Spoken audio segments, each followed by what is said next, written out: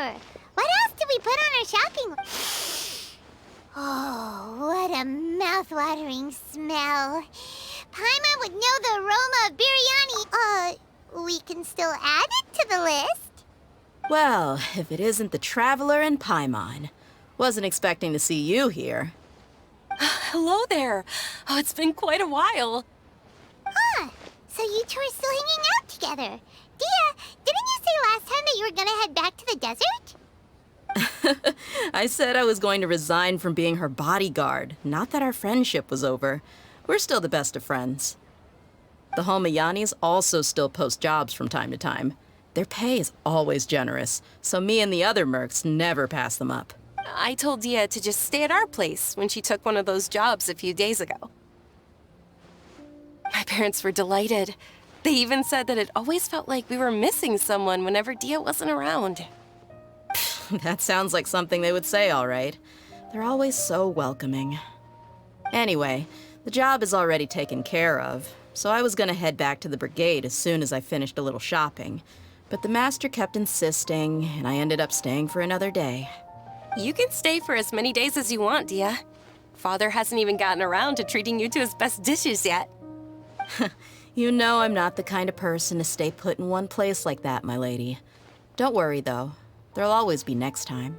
What? She said they'll treat you to the best dishes! Paimon can't believe you can still refuse that! But wait. Didn't you say last time that you would take me on a trip to the desert? Why don't you just take me with you today, when you leave? There are so many places I still haven't visited yet. I'm sorry, my lady, but no can do. There's still a few things I need to take care of back at the brigade. Besides, the desert hasn't exactly been the most peaceful place lately. Oh, come on. Not this again. That's also what you said last time and the time before that.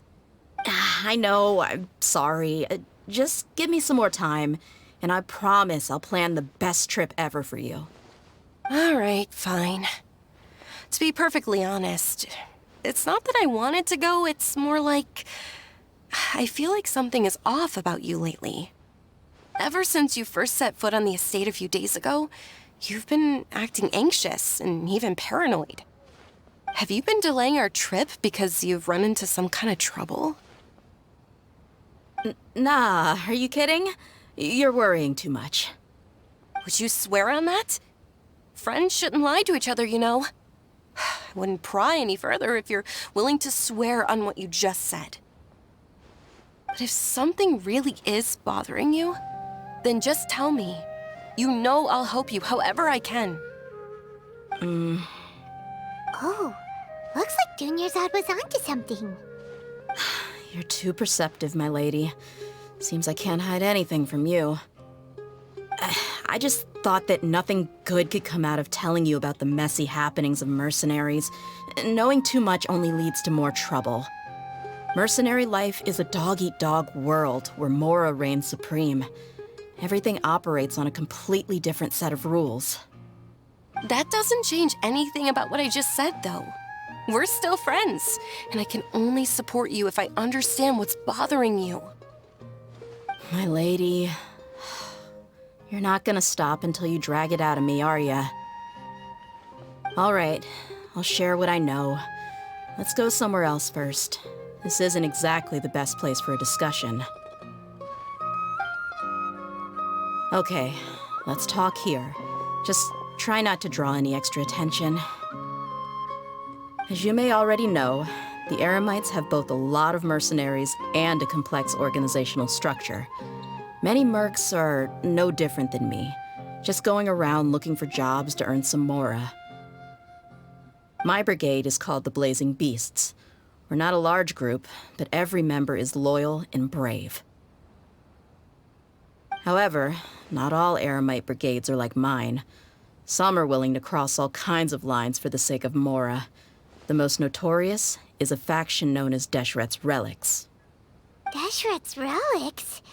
Judging from the name, they must really look up to... Yep, you got it. I've heard that you've already crossed paths with Ain al-Akmar.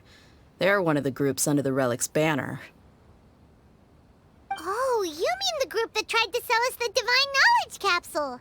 Yeah, they weren't friendly at all. Deshret's relics is composed of many smaller brigades like Ain al-Ahmar. The relic's headquarters issues orders to all brigades under his control.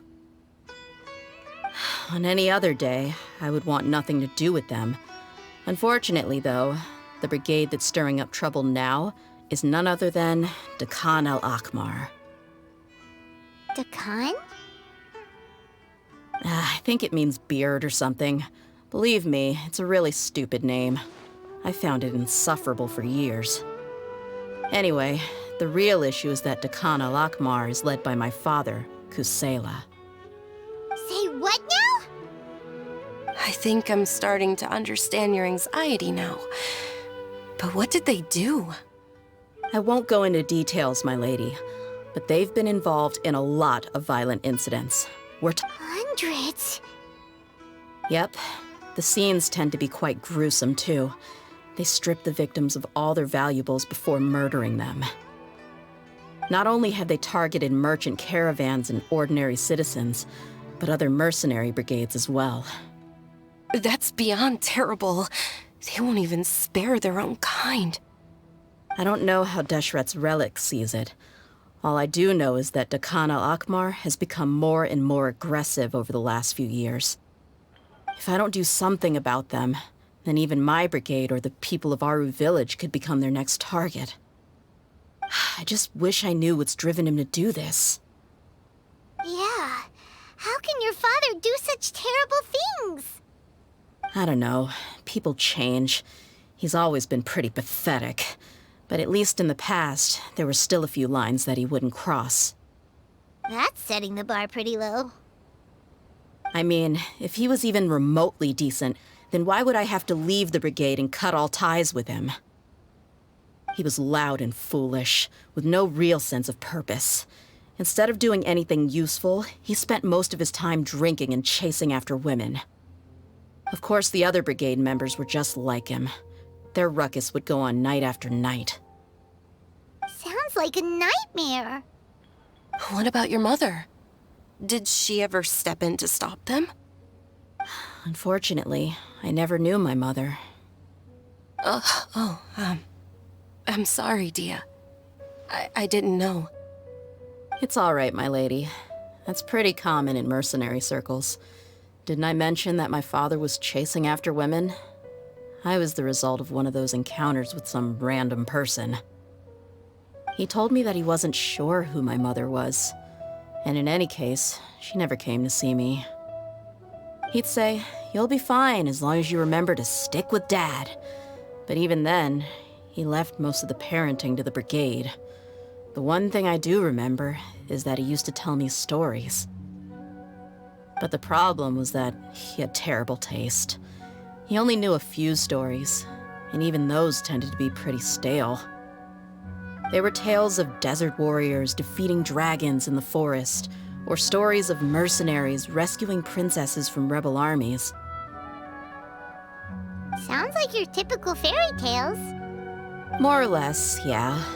They were interesting maybe the first or second time around, but after about 20 repeats, they started to get a little dull. He seemed to think those stories were the best things ever, though. He was so into them that he'd call the whole brigade over and make them perform the whole thing as a play. Even the toys he gave me would all be story props. I'd get helmets, shields, and toy swords. It was only much later when I realized that the shows were more for him than they ever were for me. What an interesting guy. Yeah, I've always found him pretty childish. But that was something I could just shrug off. I had no reason to despise him. Until I grew up and learned the true face of Deshret's relics for myself. Looting, blackmail, violence, and fraud. They not only accepted such heinous acts, they would even openly boast about them. No one in the brigade was any kind of hero. Instead, my father and his cronies were more like the bad guys that needed to be taken down. Did they really think that as long as they didn't do any of that stuff right in front of me, I would never know? I think I can understand your feelings. The difference between perception and reality must have hit hard. Yeah, but don't worry, my lady. It's all water under the bridge to me now.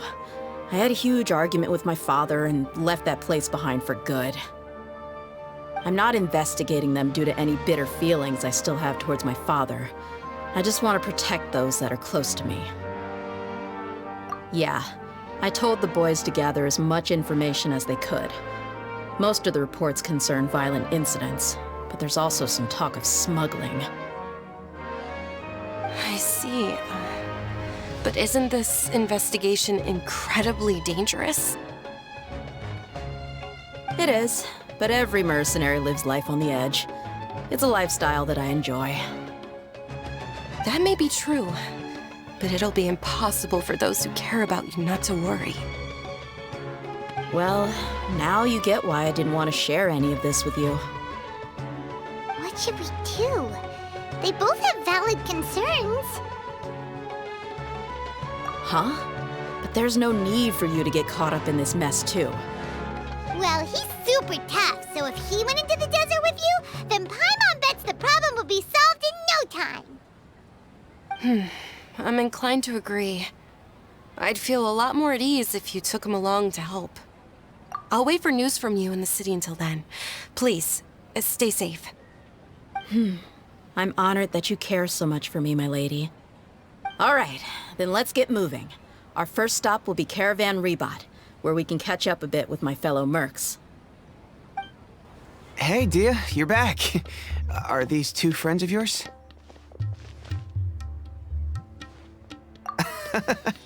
Likewise. There's no need to be so formal with us. We're a pretty casual crew.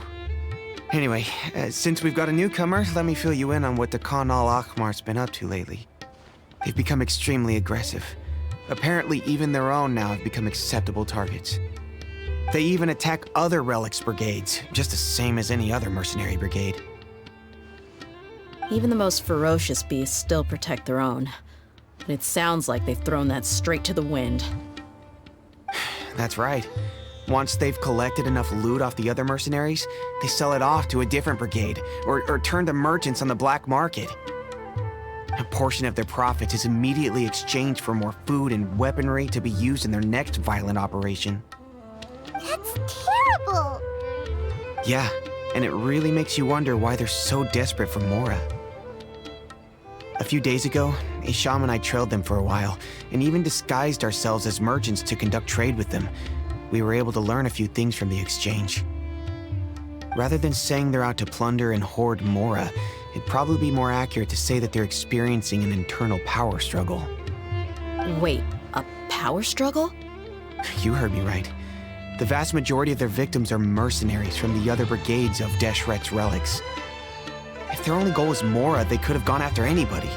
The targeted nature of their attacks points to a power struggle between the different brigades within the relics.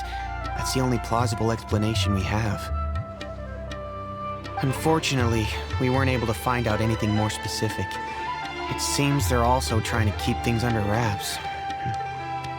Oh, one last thing we discovered was that over the past few years, as the Khan al-Ahmar became more and more active, Deshret's relics as a whole became a lot weaker.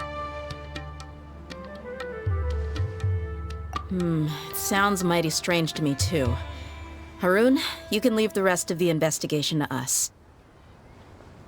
Gotta say, though, I didn't expect you to go on a whole undercover mission during the few days I was gone. Sounds like you were really putting your necks on the line, no? Nah, it was nothing. We're just as concerned about the situation as you are. The Khan al-Ahmar is your father's crew, after all. What he said. Besides, Dia, haven't you done more dangerous things than all of us combined? What we did? Yeah. And while they went to talk with Khan al-Ahmar, I took a look at the last camp they attacked. Any survivors of the attack were already long gone. There was nothing of value left in the camp. Ah, Hisham and Khalaf. You're here too. We rushed over as soon as we saw you come into Caravan Rebot. Although this new friend of yours looks a little green behind the ears, I'm sensing a special vibe from him. Now that we know you'll have a capable partner with you, we can also rest easy. Hey, what about Paimon? Feel anything special? Oh, you're also planning to tag along with them? Of course! Paimon is the traveler's most important guide. Wherever he goes, Paimon will follow. Oh, in that case, then you'd better take care of her too, Dia. Don't underestimate Paimon! Don't worry about her. She may look tiny and helpless, but she's been through just as many battles as the traveler here. Even if she had only survived on sheer luck, then that alone would still make her quite formidable. I had no idea. I guess I shouldn't judge by appearances. Oh, one other thing, Dia. When you're free, why don't you update the deputy about your upcoming schedule? We held another recruitment event a few days ago, but everyone only came to see the Flame Main. You weren't around at the time, so people were pretty disappointed to only find our crew of rough, unkempt guys. The deputy put a lot of effort into the event, but it was basically for nothing. Only a few people chose to stay, and that really got to him. Sorry to hear that. I'll be sure to bring him some great liquor next time. I left in a hurry and I couldn't make it back in time for the event. Gotta admit, I can understand their disappointment, though. You're our brigade's main selling point, after all. Now, if only the deputy could figure out a way to bring a few more smoking hot members into our ranks.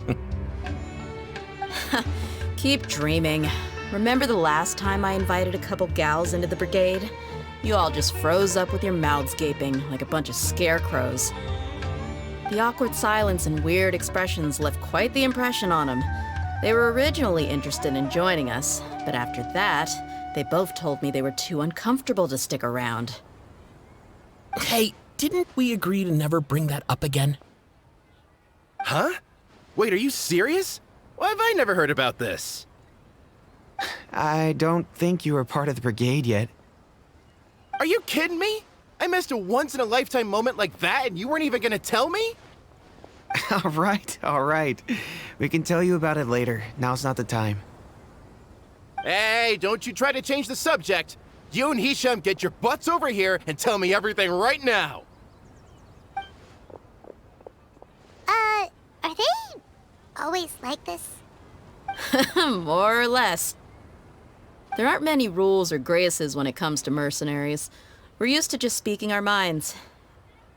If someone starts getting under your skin, you just yell right back at them. And if that doesn't put an end to it, then you just challenge them to a fight. But we also don't tend to take many things too seriously. Being direct and getting it all out of your system as soon as things come up is better than keeping everything bottled up, never talking about it. That's also why I never spare their feelings when I talk to them. If I want to laugh, I'll laugh. If I'm angry, then I'll unload on them. It's hard to stop once you get used to it. Though, I can never do that when I'm with the Homiyanis. Hey, knuckleheads! Can you at least tell me the rest of the intel before you go back to your bickering? Yeah, you hear her, Holloff? Told you we gotta focus on the investigation first. I drew up a map. Right here is the spot. There you'll find the merchant caravan responsible for getting rid of Dekhan al-Akhmar's looted goods. All you gotta do is wait and ambush them in the evening. They'll have no idea what hit them. Perfect. Thanks for that. Be sure to pass my regards to everyone else in the brigade as well. Will do. You stay safe, Dia. This should be the place. Let's find a spot to hide and bide our time.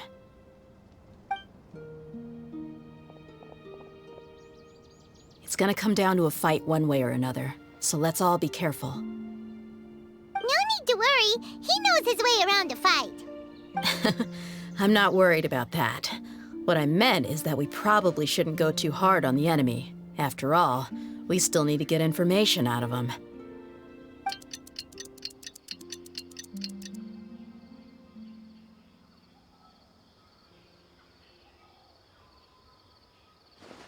Ah, here they come. You ready? Let's not give them a chance to react and end this quickly.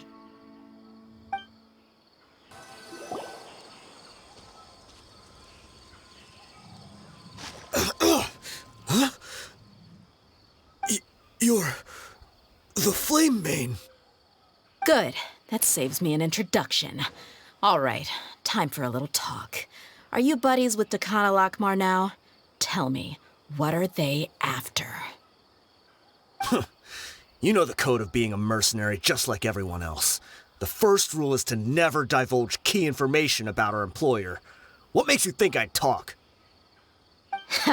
That might have worked on an amateur, but I know you're just looking to protect your reputation.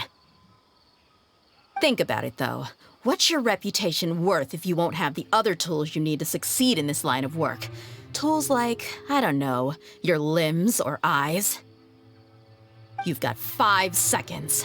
You might want to think twice about how much your employer's information is worth to you. Whoa! I'm not joking around. We can do this the easy way or the painful way. 2 seconds! I'll save you the trouble.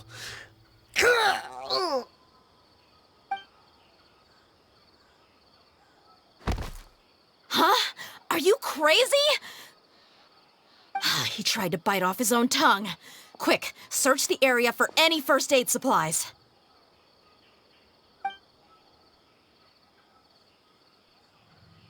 I definitely didn't expect him to go that far. Thankfully, the wound wasn't too deep, and he just passed out from the pain.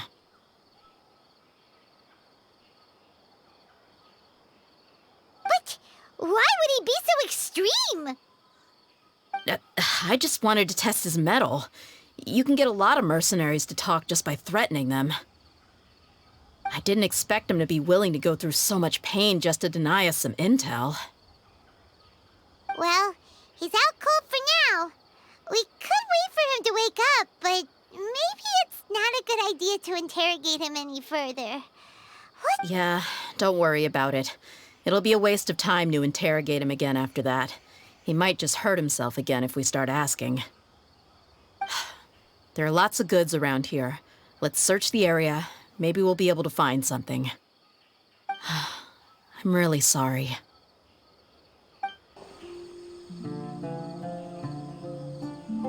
We found a piece of paper with a bunch of names on it. Maybe it's a record of something. Let me take a look. If this really is a merchant caravan, they should have a record of their transactions. Yep. I see an entry for Dakana Lakmar right here. Kusela, Idrisi, Bashar, and Takriti. All familiar names. Dakana Lakmar has been trading for a hefty supply of food, weapons, and medicine. It seems that in the past, they used to receive some canned knowledge as well. This caravan is just one link in their logistics chain.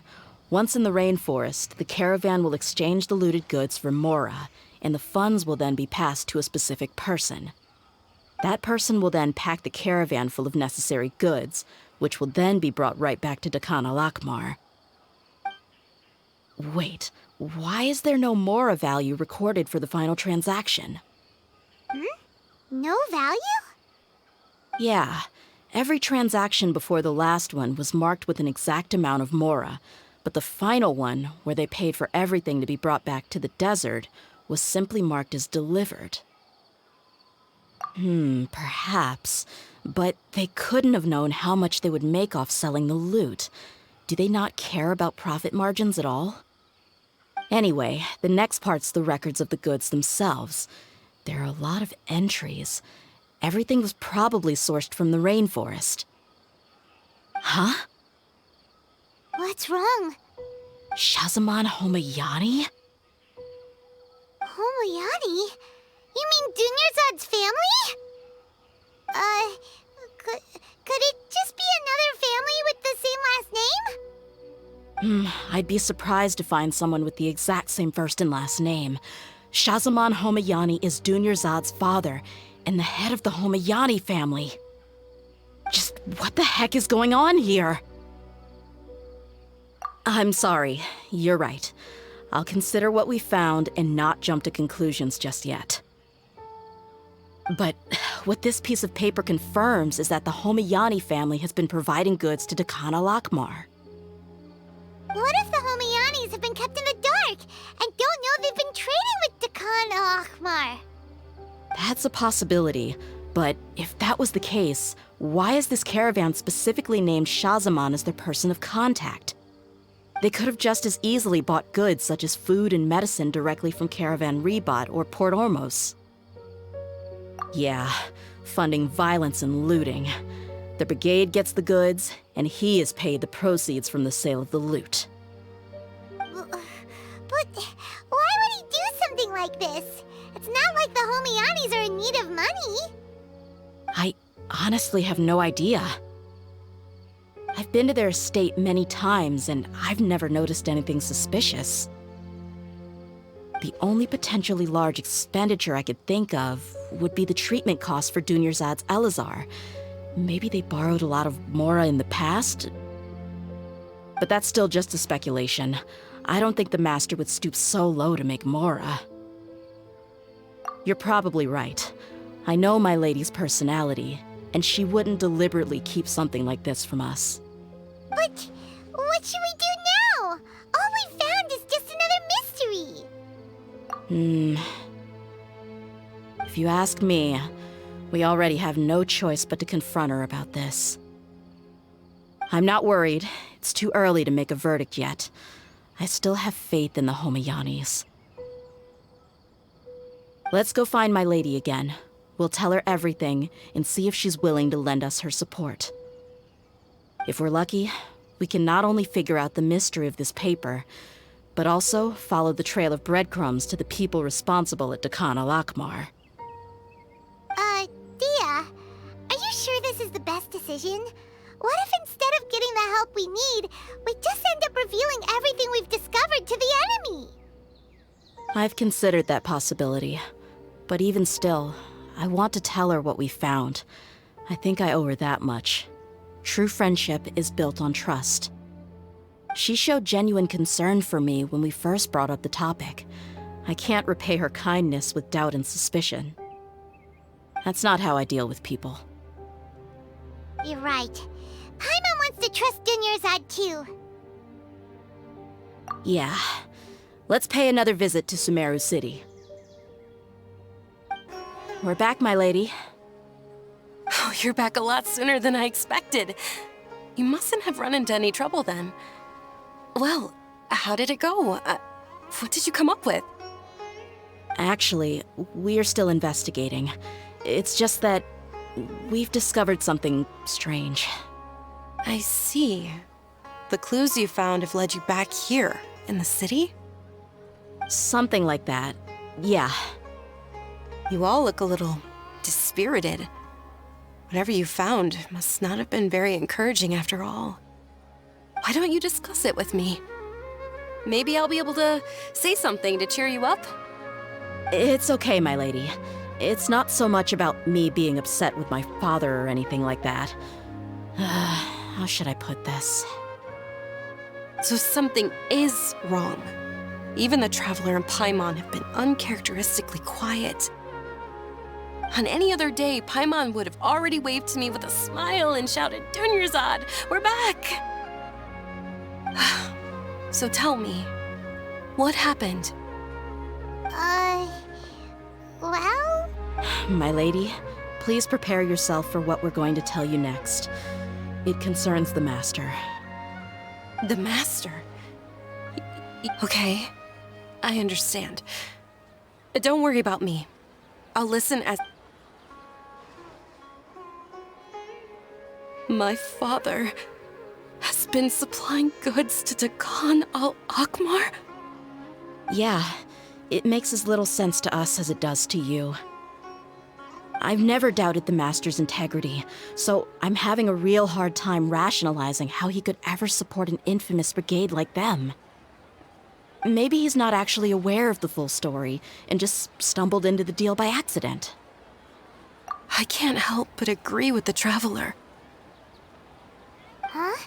You mean you feel the same way, Dunyarzad? Thank you for sharing all this information with me. Since you've told me everything you know, I should also tell you about some doubts that I've been harboring for quite a while. In the past, I thought that my father hired a bodyguard for me so that I wouldn't run away and get lost. However, there are plenty of capable mercenaries in the core of 30. Why did my father go out of his way to hire Dia? About that. Well, the Homayanis really needed bodyguards, so they reached out to the Blazing Beasts. Later, the Master told me that I was one of the best mercenaries he'd ever seen, and that I should stick around to become one of his bodyguards. He offered me a pile of mora, so I just signed on. Well, but that didn't really answer my question. Just think about it. Why did my father specifically reach out to the Blazing Beasts?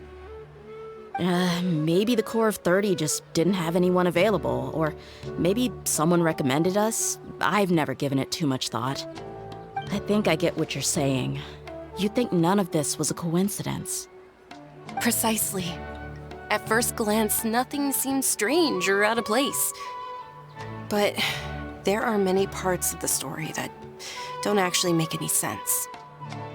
If my father had always been in contact with the Khan al-Akmar, then it would make sense for him to bring Dia into our house. You mean the goal all along was to get Dia to be your bodyguard? No, that's too much of a stretch. I cut all ties with my father a long time ago. He has no control over my life anymore. But that still doesn't rule out the possibility that your father has still been trying to influence your life without you knowing. So, the Master was not likely an innocent victim in all of this? Sorry we put all this on you so suddenly, Junior Zod. It's okay, Paimon. I should actually be thanking you. Regardless of his reasons, if my father has truly been funding a violent group of mercenaries, then it's my duty to bring him back to reason. But is that really the right thing to do? My father has committed many atrocities and deserves all the punishment that he has coming to him. I have zero sympathy for him. You may call... However, the Homayani family has treated me with nothing but generosity and kindness. If we decide to investigate this further, we could end up implicating the entire Homayani family. I would be biting the hand that's fed me over all these years. Dia. It's all right, Dia. If anyone were to ask, you could always just say that I'm the one who instructed you to get to the bottom of this. You don't have to do that, my lady. I'm not conflicted because I'm afraid of taking responsibility. Besides, you're the one we should all be worried about right now. Hey, it's still too early to give up hope. What was the thing about friendship again? Right, yeah, trust. You said that yourself, Dia. Besides, there's no point on getting all riled up before we've confirmed all the facts. Thank you, everyone. That makes a lot of sense. I guess I should always remember the trust that I've placed in people. In which case, my lady, could you ask the Master to come out and have a chat with us? Sure thing. I also hope he'll be able to give us a logical explanation. Let's meet at the usual place then. Usual place? Oh, right. Thank you for coming, sir. Please allow me to introduce these two. This is the Traveler, and next to him is his travel companion, Paimon. Ah, yes, my daughter has mentioned them from time to time. It's a privilege to finally meet them in person. But we may skip all the pleasantries for now. What is the important matter you wish to discuss with me today? Well, we wanted to bring this transaction record to your attention.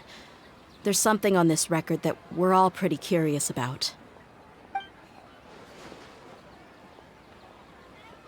So, that's what you found.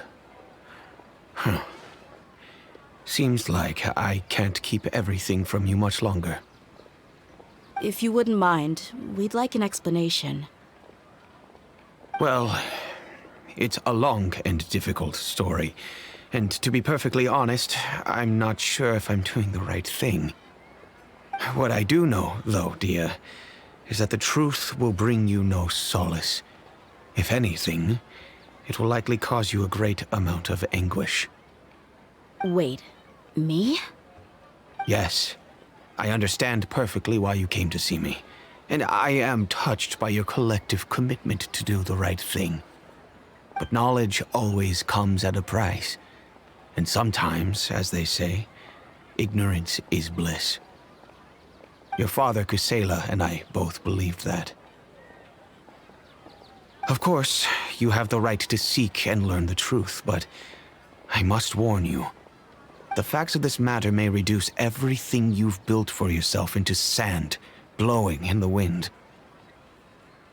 If you must proceed, then Kusela's heartfelt efforts will also fade into the wind like a fleeting mirage. His heartfelt efforts? I'm sorry, sir, but I'm not sure I follow. I've made it this far in life without a single drop of my father's support. I have my own ideals and ways of looking at the world, as well as people and causes that I've chosen to cherish and fight for. None of these things have anything to do with him. I came here today to support you as the head of the Homayani family. No warning will change my stance on that. I understand. Then let me tell you a little story. Our family once needed to take a trip to the desert when Dunyarzad was just a baby. Along the way, we were attacked by bandits. They had superior numbers and quickly overpowered our bodyguards.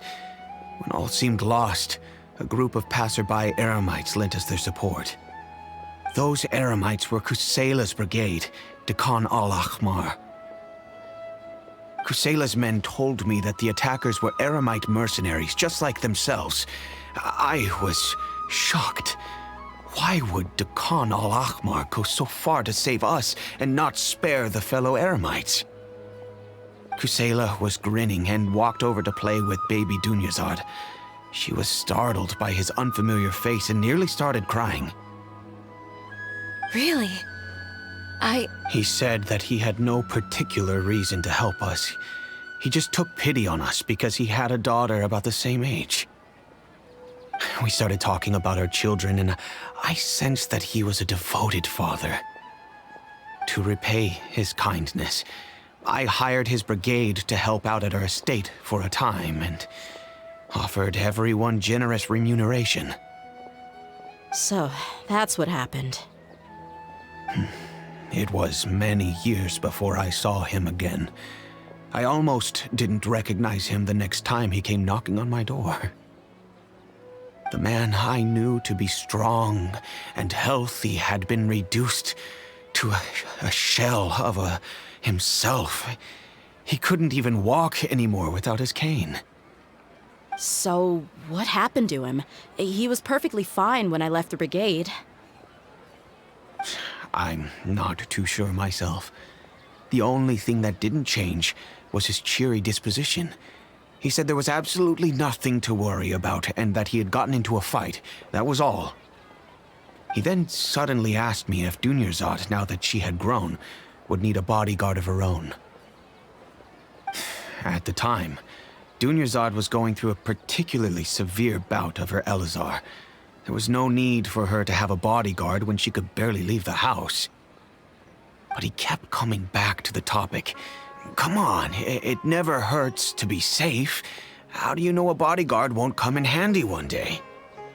I was completely lost at first, until he recommended the Blazing Beasts, and in particular, a mercenary named Dia.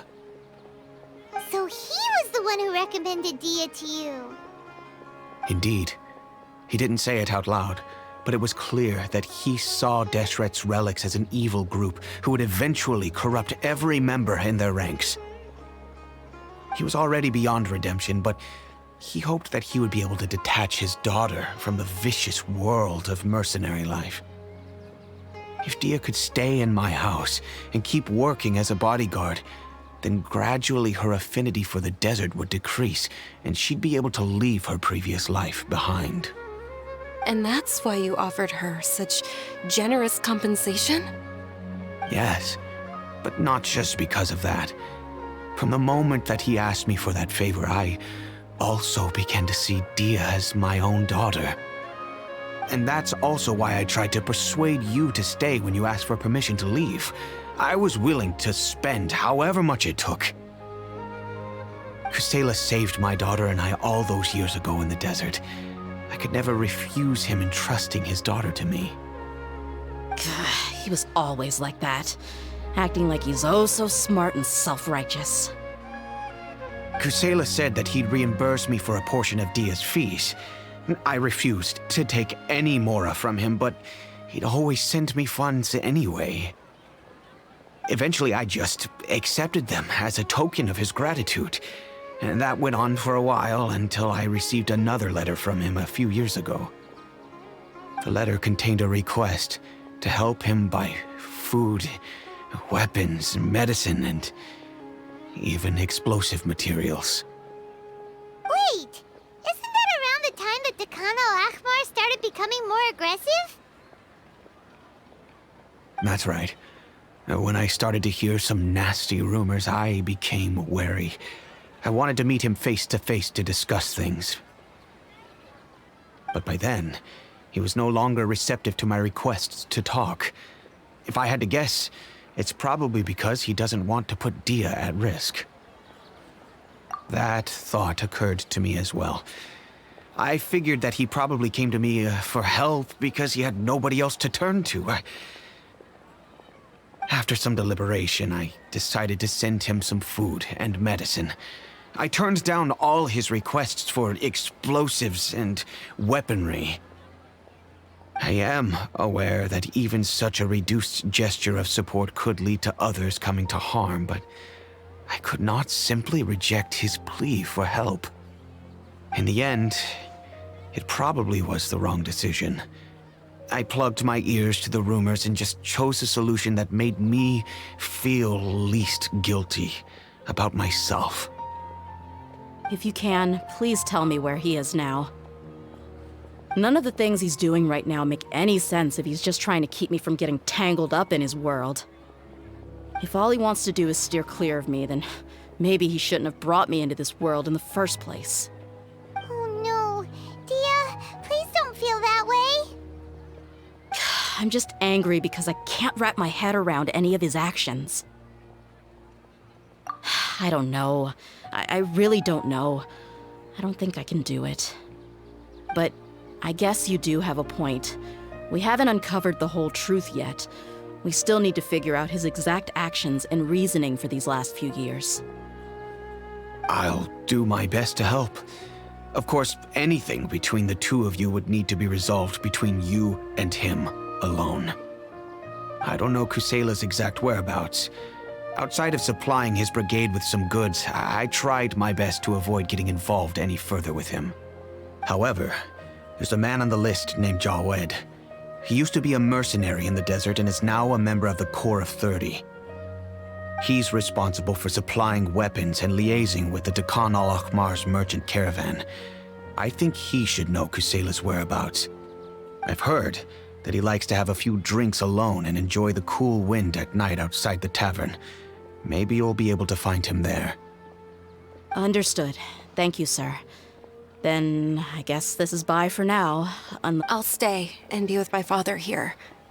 To be honest, I'm still a little dazed and haven't finished processing everything quite yet.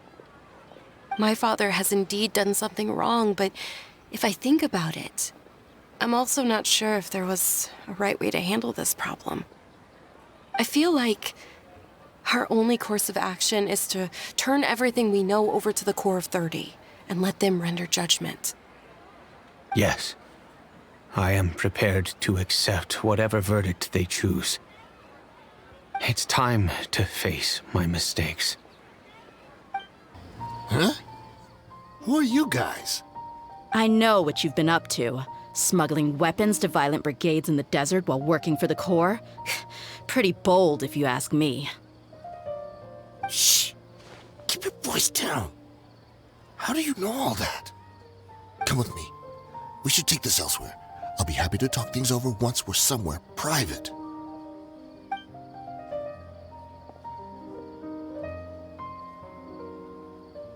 This place should do. All right, back to my question. How did you all know about me? Don't worry about that for now. You know what kind of punishment you'll face once we report you to the Corps, I assume. Wait, there's no need to jump the gun. Let's talk this out. What are your terms? So what's in it for you anyway, Mora? Well, I was a little tight on money at the time, and Kusela took good care of me in the past. I weighed it in my mind, and I couldn't find a reason to turn the opportunity down. I wouldn't only be helping my benefactor, but I could also make some quick Mora. Let me tell you how it is. We're investigating Dekhan al-Akmar, and we're gonna put an end to their operations. If you provide some help for us, then we might just put in a good word later to reduce the terms of your punishment. Hey, why don't we discuss this a little first? Listen, I made quite a bit of Mora from my last run. You just give me a number, and I'm sure we can... Shut it. My patience is running out. You should know when a mercenary is after something other than money. All right, sheesh. But you gotta promise you'll put in some nice words for me later. They're always on the move. Here's the spot they were at the last time I made my delivery to the desert. Feel free to go have a look. I'm just telling you though, it's not on me if they're not there anymore. Sure. And then you can forget about any nice words from us. Hey, come on. Now you're just being unreasonable.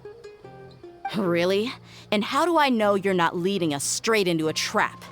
Don't forget, you're the one with no bargaining chips. All right, I get it. Why don't you go take a look, and if they're not there anymore, I'll try to figure out something else for y'all. Now that's more like it. Let's move. And as for you, try to stick around the city until we get back.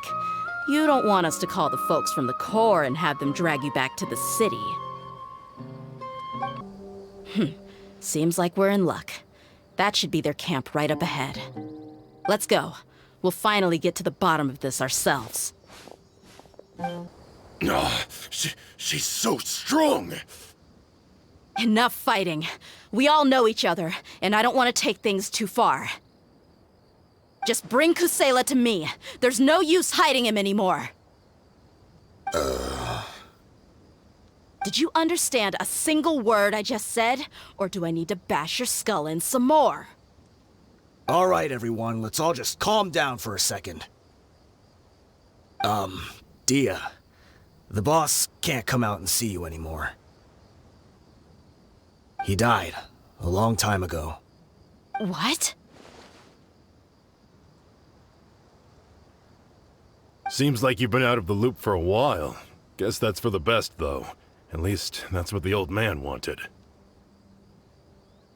When did he die? What happened to him? A few years ago, Kusela broke up Dekhan al-Akmar and went to the Deshret's Relics headquarters by himself. So is that when you guys started acting up?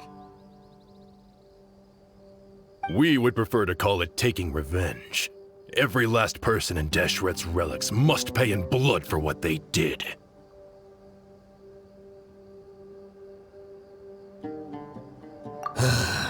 Let me start from the beginning. Dia, do you know how the head of the Relics maintained order internally? Overwhelming strength and unquestionable authority? Those were a part of it, yes. But just those on their own weren't enough. They had another tool at their disposal. They called it a person's record. Regardless of whether they joined by their own will or were coerced, every person in Deshret's Relics were forced to leave a record of themselves at headquarters. Whether it be their deepest sin, some unforgivable act, or their most immoral exploit, the record served both as a symbol of loyalty and the perfect material for blackmail. That's precisely it. Every one of us have a record. Me, Bashar, Tikriti, and all the boys who grew up with Dia and ended up joining our ranks. But you, Dia, you were never asked to provide a record, were you? I never even knew this was a requirement. You were probably the only person in all of Deshret's relics who didn't know about it. Ever since you were born, Boss had been trying to shield you from this organization's sinister rules. Not only that, but he also banned all of us from committing any nefarious acts. He said he'd take care of the dues we had to pay regularly to headquarters. But in the end, he was just an ordinary person. What could he do? He was forced to go to headquarters again and again to account for missed dues and incomplete records. He'd come up with all kinds of excuses and get beaten up as a result. We all knew he was doing that for you. He wanted to get you out of this world, no matter what it took. And that's why he became a shell of himself and couldn't walk without a cane. Wait, but that doesn't make any sense. I didn't know about any of this, and I'd never seen him get injured or beaten. Because you were too young at the time. How would you ever tell between wounds from a beating and wounds from battle? When you left home after that final argument with him, he seemed to age by a decade overnight. Even his hair went gray. So, even the blazing beasts were... Yep. It was all his doing. Had he not arranged them to come to you, you probably would have been reduced to a pulp before you ever left the desert. A few years ago, Boss said he needed to make another trip to headquarters. He was already pretty weak then, and we all assumed he was going to get beaten again. I suggested that he hand the role of leadership over to me, but he said there was no longer any need, since the Khan al-Ahmar would soon be no more. His words made no sense to me, but that night, we heard that a massive fire tore through headquarters and razed everyone's records to ash. Everyone gained their freedom that night. Many members fled, not just from our ranks, but from the other brigades as well. But how could we leave with a clear conscience? All of us who knew exactly what had happened. The boss can't have just died for nothing. Those heartless jerks at headquarters took him from us. From that point on, the sole purpose of the Khan al-Ahmar became revenge. The big fire that Boss started was quite a blow to headquarters' strength. It's given us the opportunity to launch our attack.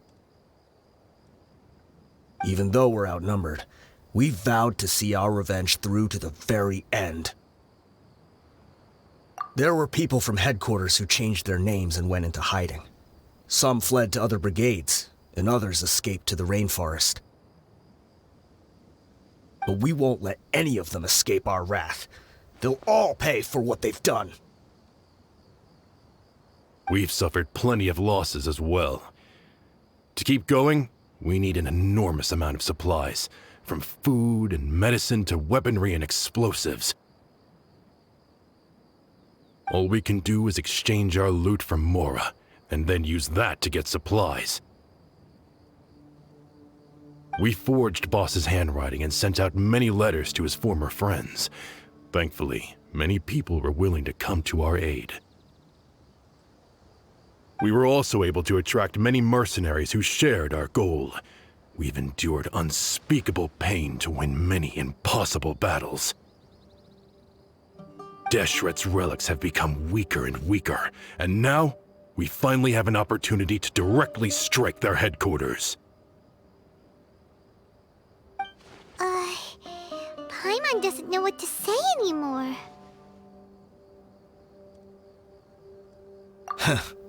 We do know right from wrong, but we were sinners from the very beginning. We do not deserve the freedom that the boss won for us with his life.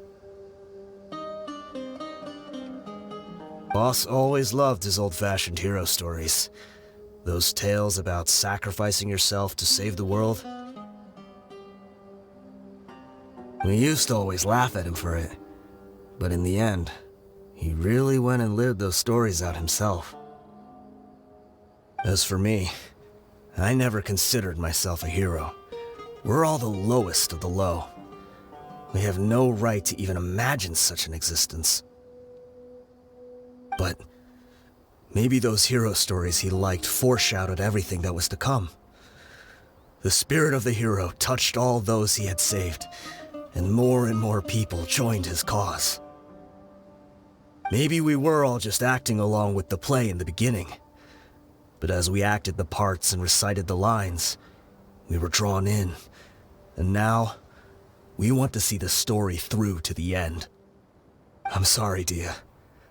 I know you always found us insufferable ever since you were young. Just think of this as a madman ranting. I'll go with you. Huh? Dia? You wanna go with them? I grew up with these guys, and I know they're not bad people. It's just that some situations get so bad that it's difficult to tell good from evil. All I know is that Deshret's relics must be destroyed. Furthermore, I want to go see the place for myself. I want to know if my father is still there. I know you don't want to get involved in this, so there's no need for you to tag along. I can do this on my own. Yeah, Paimon feels like we'd only regret it. Thank you. We'll be a lot stronger together with you.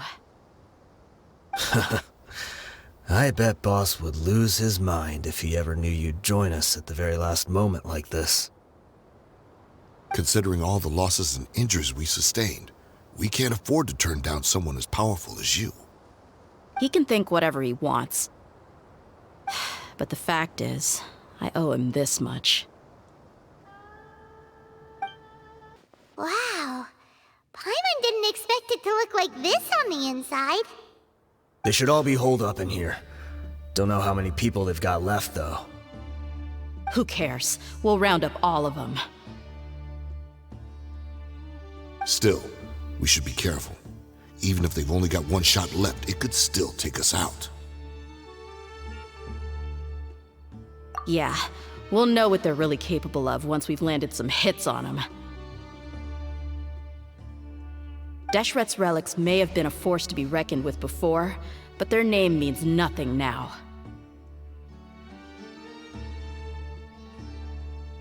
Yeah, they don't stand a chance with you here. I'll take the lead. I've been here once before.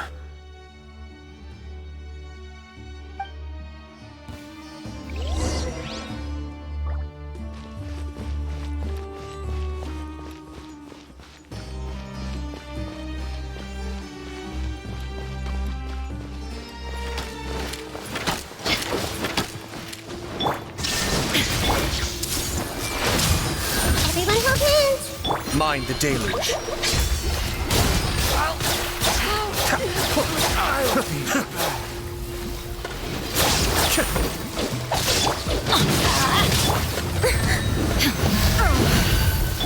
Let's get it on! Regret.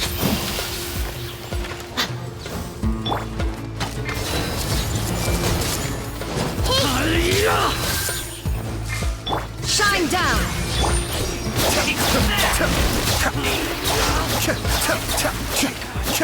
Feeling lucky today? Come on, you Going! coward! The Temple of Wisdom. Everyone hold hands. Torn to oblivion!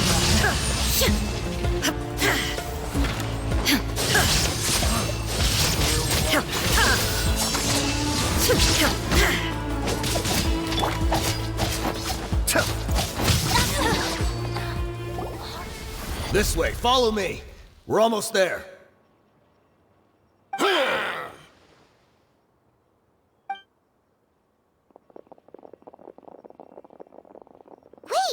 they went charging ahead without checking for any traps. Hey, you guys okay? It seems like we just got trapped in here. Don't think we triggered anything else. Watch out, the enemy's coming from ahead.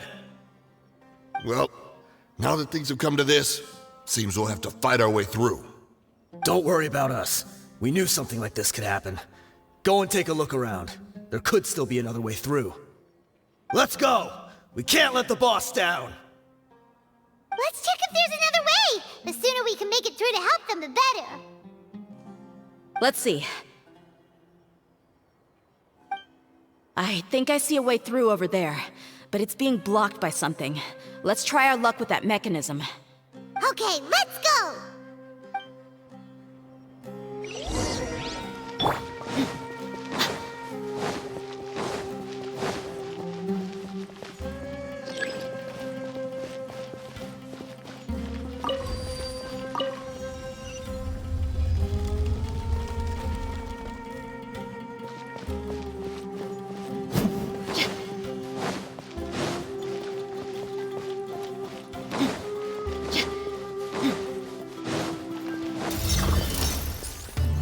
Illusion shattered!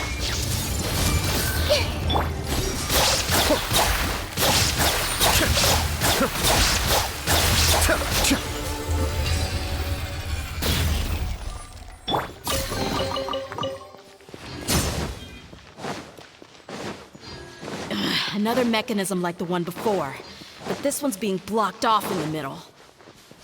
We just need to adjust it a little.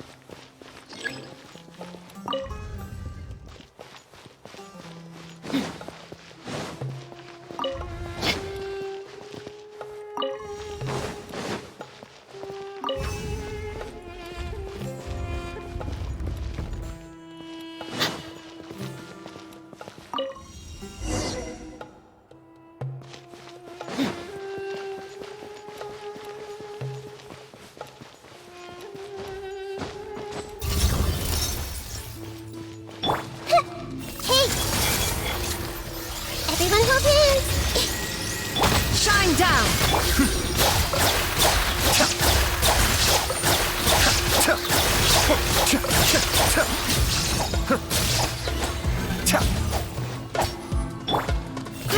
Roll! Now you shall perish!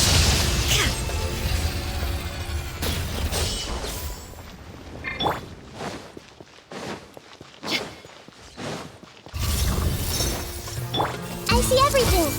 Hey! Teamwork is dreamwork! Kamisato up. Suiyu! You asked for it!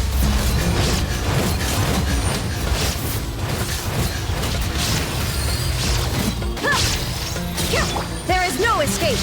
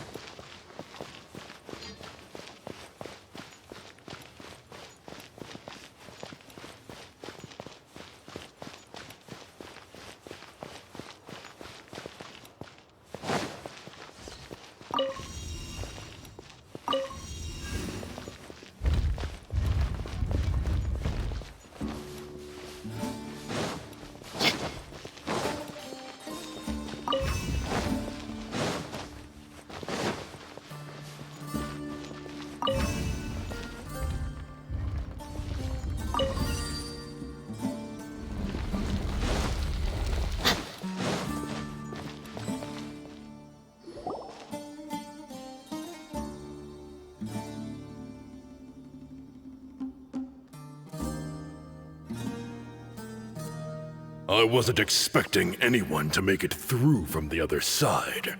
But as a desert dweller, I suppose we should be used to our folks defying all expectations. Don't waste your breath. You have nowhere to run. Run? Had I wanted to run, I would have fled 1,000 times already. I witnessed the golden age of Deshret's relics. Even if I could leave this place behind, all that awaits me now are endless days of humiliation and ruin.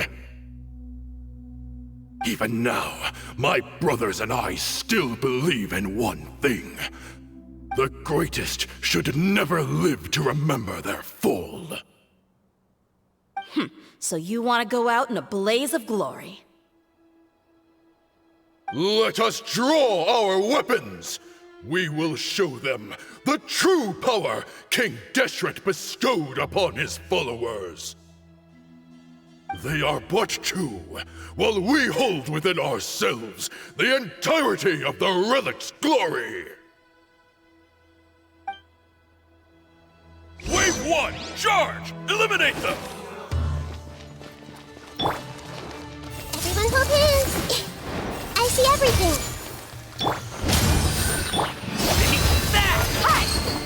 Shine down! Be still.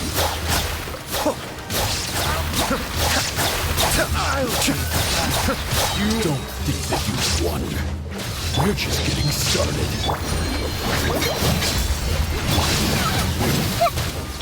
Torn to oblivion!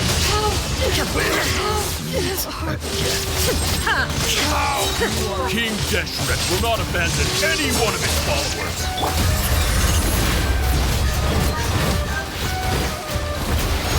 You ain't messing around! Hey, Now you're testing my I patience. see everything. Illusion shattered! I'm going in! Didn't see that coming. Inazuma shines eternally! Will. How? Brothers! This is where we prove our faith. Do you all just want to die? None of us plan to leave this place alive!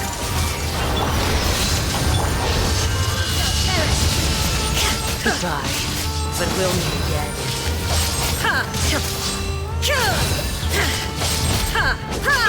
Kamisato Golden Swim! The commander has finally fallen. But they're still coming at us. This place is like a gladiator's ring. They just keep coming no matter how many we beat. Yes, keep fighting! There's no need to fear, and no need to back down! This is our last stand! When the next wave comes, try to draw away their attacks. I'm going to see if I can take out that high platform.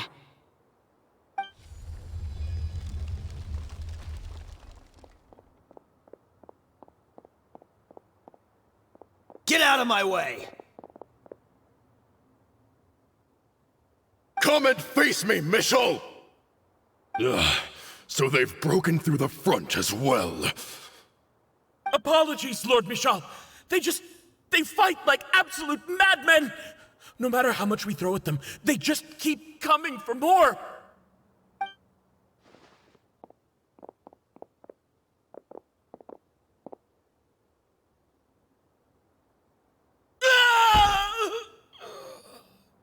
So, it would seem like this is the end.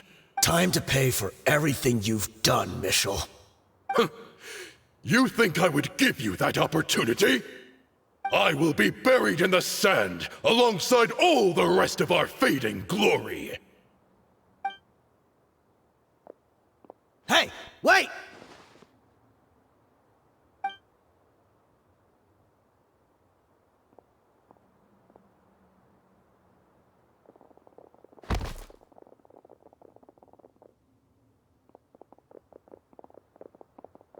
We were too late. It's over. There's no more need to fight. But if you're still going to cling on to your so-called mercenary's pride, then I'll give you all a good beating as well.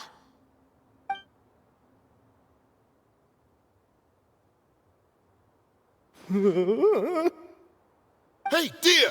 I found the mechanism. I'll get you all back up here right away.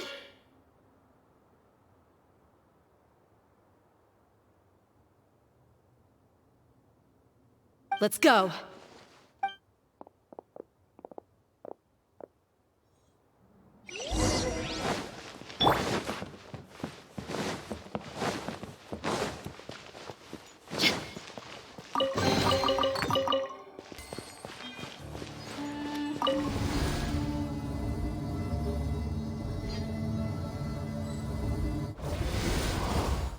are you filthy rats? And why are you always pestering us? You call yourself a member of the infamous Deshret's relics and you still can't even tell who's made it all the way to your headquarters? Who knows what intent a bunch of rats may have? We try to catch a couple, and you all just show up on the other side instead. How are we supposed to figure out what you're after? Hey, have you ever heard of a man by the name of Kusela? Why would I know? It's not like I'm in charge or anything. This is your last chance to talk. Hey, I said I don't know anything. I'm just an average member here. I'm telling the truth. If you're here to find someone, why don't you look through the records yourselves? Who can remember every name and face with so many people coming in and out every day? The irony. His life became a light for so many, yet to others, it wasn't even worth remembering. Where's the records room? Answer me! It's right over there. All the files are in there. You can go through them as much as you want. It's not like any of them still matter anyway. I mean the old records room. The old records room? You mean the one that got burned down? Kusela. Ah, yeah, I remember him now. The guy who could hardly walk. Watch your mouth. That's our boss you're talking about. He was definitely faking it. We all let our guard down as soon as we saw him come hobbling in. But in the short time it supposedly took him to take a dump, he'd already gotten away and started a fire in the records room. He couldn't have possibly outrun us if he wasn't a fraud. And after that, Deshret's relics fell into complete disarray. Stop wasting our time. Every one of us here is perfectly aware of what he had done. Tell me, where is the old records room? It's just over there. Go see it for yourself if it means that much to you. There's nothing left in there but ashes. No human could ever survive that kind of inferno. Bashar, Tikriti, let's go. We'll leave the others here to guard these guys. Spare them no mercy if they try anything.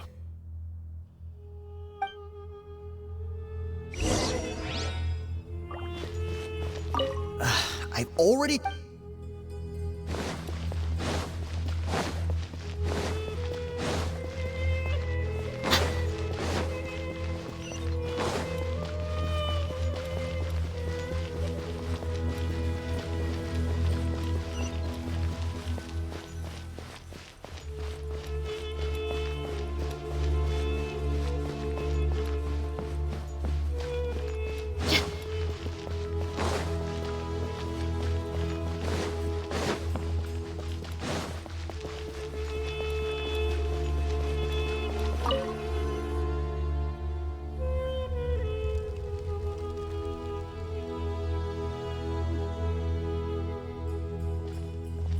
So, this was his final destination.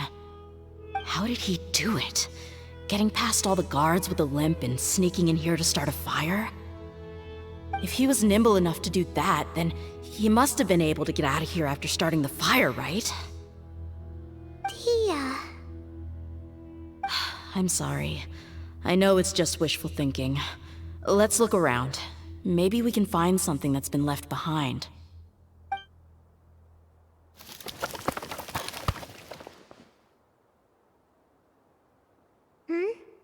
Is this a cane? It must be the one that Dia's father used. Kusela. Thanks for everything, boss. We're fortunate to somehow find that cane after that fire. Let's split up and look around some more. What if something else has been left behind? But what else could survive a fire like that? Huh?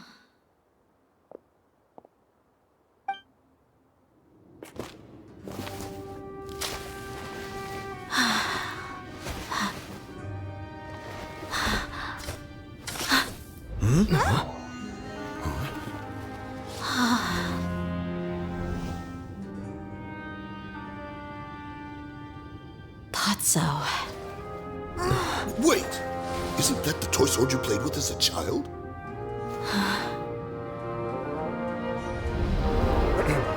The dragon is no more. for Princess Dia has slain it. Its head now hangs above the city gates. Her bravery has brought eternal peace and prosperity to us all. Dia, come on. This is the most important line. You can do it. But Dia, you defeated the dragon. Everyone's waiting for your speech.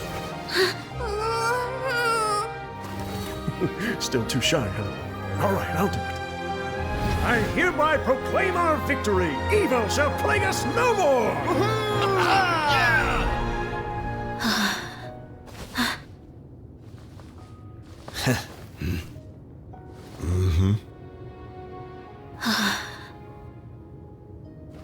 I hereby proclaim our victory.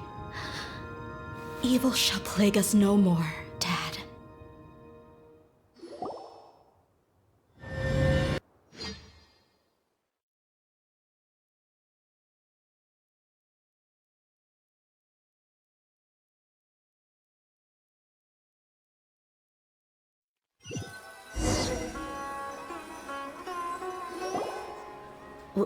What's this?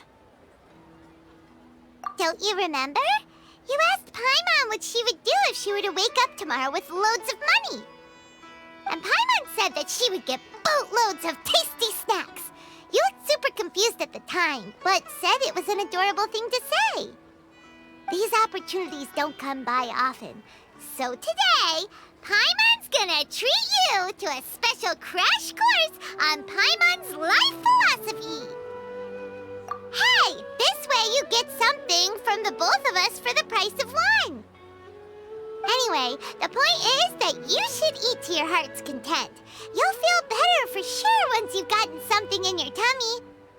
Dunyarzad will also be here shortly. She's already heard that we're back. Aw, thanks, you two. Honestly, this is very unlike me. I just had a lot on my mind on our way back, so I didn't know what to say. My chest was filled with all kinds of intense emotions.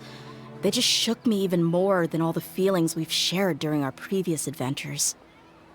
But when everything came to an end, those emotions also vanished without a trace, and I was left feeling more empty than ever before. It was as if I'd lost the thing that was most important to me. Yeah, you're right. To many mercenaries, Mora is the most important thing in the world. But perhaps to us, it's the most worthless thing of all. Idrisi and the others all used to say that they would quit if there was no Mora to be had. But when it came to avenging my father, there was no Mora to be made anywhere. My reality shattered when I found out that the father who always told me hero stories was in fact a bad guy. But look at me now. Am I any different? Despite all my promises about never forgiving him and never trying to understand him, I still went to such lengths to find out the truth and nearly even shed tears for his sake. We're hypocrites, all of us. Yeah, you're right. It's just a pity that we often only recognize our true feelings after it's already too late. You're back! Are all of you all right? Ah, there she is. Yeah. Many people from the Corps of 30 came over, and I just wrapped up everything with my dad. All I can do now is wait for their verdict. Huh? Dia, you're looking quite down again. Paimon will explain. A lot happened while we were gone. I'm sorry. I really should have controlled my emotions better. I just... It's all right, my lady. You were hurt by all of this as well. Truth be told, I'm starting to feel a little guilty watching you cry like this. But Dia, your pain must be even worse. You shouldn't need to comfort me. Hey, don't worry about me. If anything, this whole thing has finally shown me the difference between illusion and reality. My father probably thought that people could settle into new lives as long as they moved to a new environment. That thought has even crossed my mind a few times. It's like saying, what's wrong with adapting to a new life? However, there was always something deep within my mind that refused to accept it. This impulse brought me great turmoil, and even made me feel ashamed for turning my back on your father's kindness. But now that I consider it again, it all makes sense. The desert sands are a part of who I am, and I will never be able to lead a peaceful existence. I understand how you feel. That doesn't mean I won't be making any changes to my life, though. As an example, I'm now thinking about taking on some small odd jobs. It's just like Idrisi said. I also want to catch up to my father and become a character in his play. Even if the ending of the story may be childish and ridiculous, it won't really matter. Isn't that neat, though? Oh, you'll be a whole new kind of mercenary, one that's not out for Mora. Why don't we go for a change of scenery once we finish eating? What about stopping by the Grand Bazaar again? Right. You said you wanted to get a rug for your family. We'll come along too. I can't thank you enough for taking care of me this entire time. Oh, this rug here is quite something. The craftsmanship is exquisite, and the fabric is also of high quality. Ah, here you are. Finally, I found you. Hey! Aren't you that mercenary who bit his tongue? You can still talk? Wait, are you here to take revenge on us? What are you talking about? Do I look like I could take you all in a fight? I just came here to give you something. I'll be on my way to give myself up to the Corps after this. Once I woke up, I hurried to the Khan al-Ahmar's camp, hoping to alert them to your presence. But when I got there, I found no one except the members who were still too injured to move. Ah, so you probably got there after us. Yeah, they told me that they had exacted their revenge, and everyone had turned themselves in to the authorities. Even that last camp was not going to last for much longer. I had joined the cause to repay an old favor from Kusela.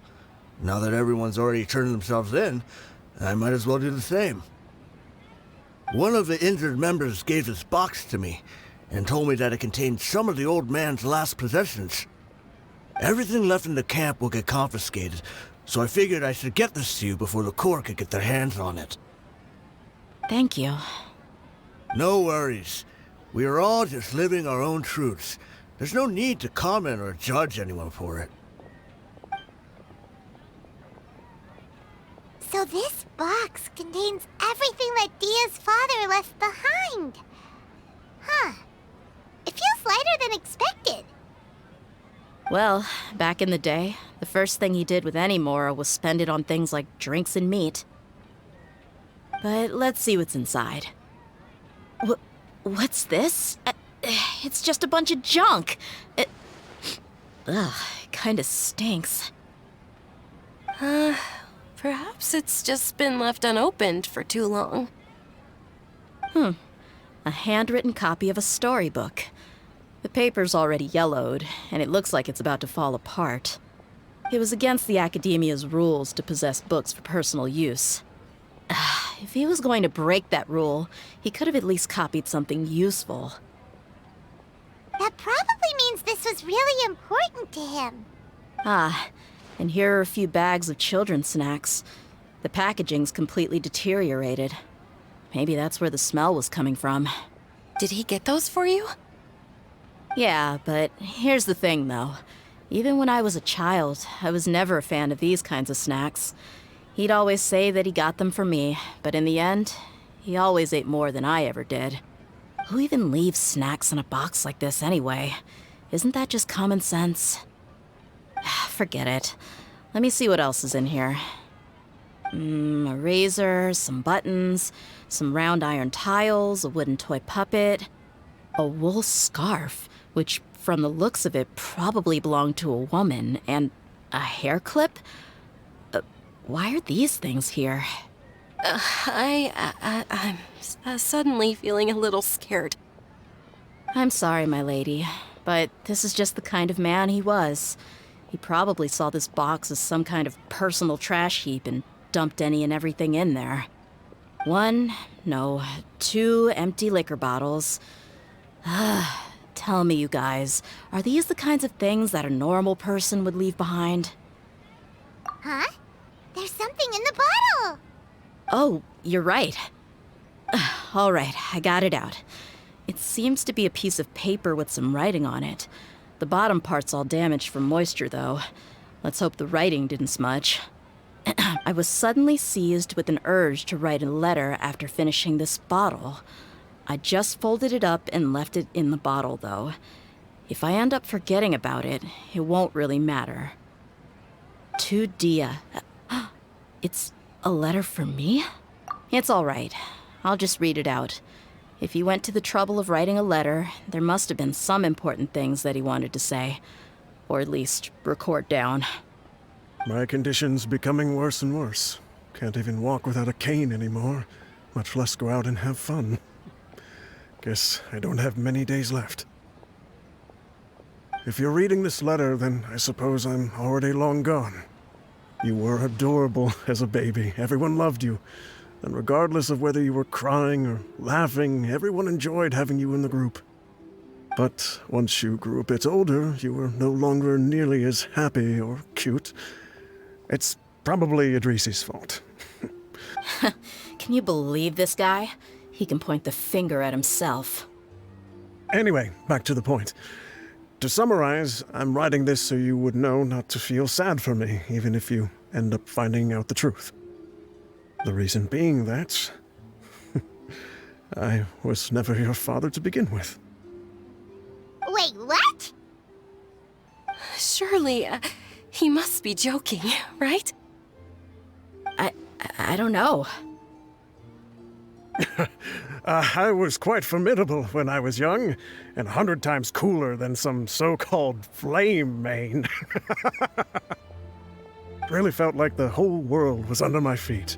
With just a teeny tiny bit of effort, I felt I could rule over the entire desert. But as fate would have it, I went out into the desert for a drink one day and discovered a baby in the sands. It was you. You were just lying there, small and helpless.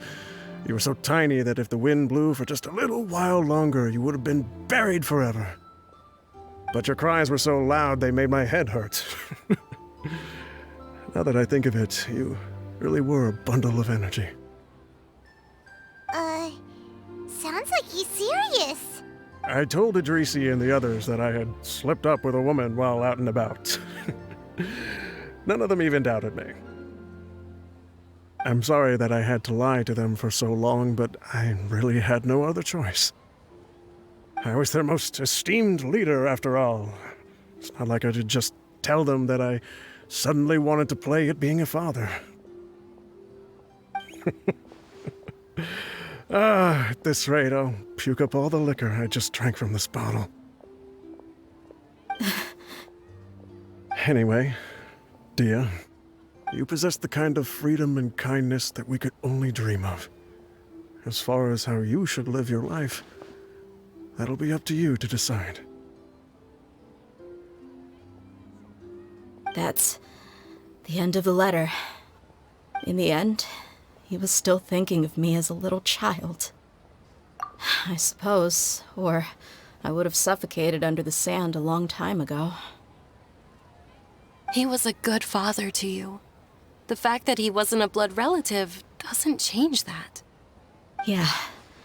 It's just a pity that we had to learn the truth of everything like this. Do you already have some ideas about the decision that he wanted you to make? I do. If he first found me alone in the sands, then I want to try my hand at finding the person who abandoned me. I just have one wish. To tell them a story. That there once existed a childish and foolish jerk with a heart of gold. And that only under his care was I able to grow and mature into the person I am today. If you end up finding any leads, can you share them with us? We go on adventures all the time. Maybe we'll be able to find some information for you. Sure, I appreciate it. I wasn't expecting you to be so enthusiastic. I'll help too. Thank you. All of you. Thank you so much. My life has certainly had its twists and turns, but I've always considered myself lucky. Because no matter where I've gone, I've always been surrounded by incredible kindness.